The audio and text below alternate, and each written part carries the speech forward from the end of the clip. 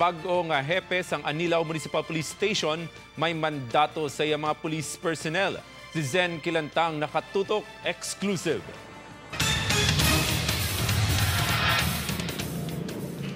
Gintalusan na ni Police Chief Inspector Siriaco Esquelarga si Police Senior Inspector Menrico Candaliza bilang bagong nga hepe sang Anilaw Municipal Police Station matapos ginmando sang Police Regional Office 6 ang pag-relieve sa 27 tanan ka mga pulis kasunod sang pagkadakop sa akto sang National Police Commission Region 6 nga nagakatulog sa duty ang mga pulis. 30 ka bago nga police personnel ang gin-assign sa Anilaw kalabanan diri naghalin sa mobile company kag IPPO. May mando naman sa Esquelarga sa iya mga kaupdanan, ilabi na nga naka-full alert sila. Ang mandate gid na yan, simi kung duty ta. We try our best nga imo lang ang trabaho naton para nga malikawan naton ang mag-violate sa amosat ko nga mga violation kag isa man ina ka reminders man nga sa previous nga tung Dugang pa ni Esquelarga, iya siguraduhon nga may naka-duty nga sentinel, ilabi na nga ini ang tuman ka-importante sa isa ka police station. Gin-remind ko man akong personnel nga siyempre, gin-remind ko sila nga dapat kung duty kita, i-ano ginaton, nga likawan naton nga mga tabo pa na ang itong siyempre, para palayo naton ang mamupatong matabo sa mga previous pala.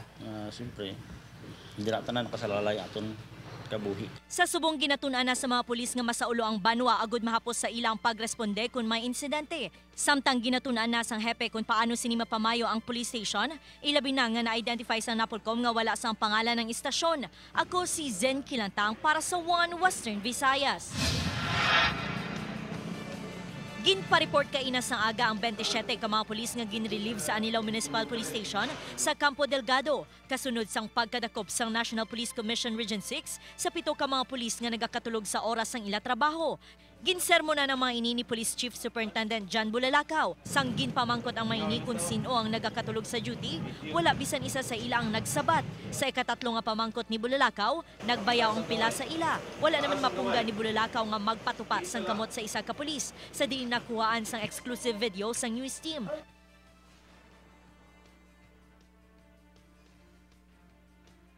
Ang 7 ang gintagaan pa sang penalidad kag ginpa-push up.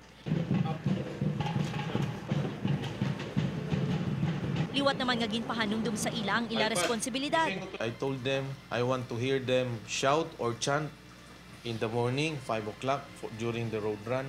Before their lunch, dapat tumatakbo sila dyan. And in the afternoon, before they retire. Ginumpisahan na ang pagpaidalom sa 45 diyas nga focused reformation, orientation and moral enhancement training sa mga pulis.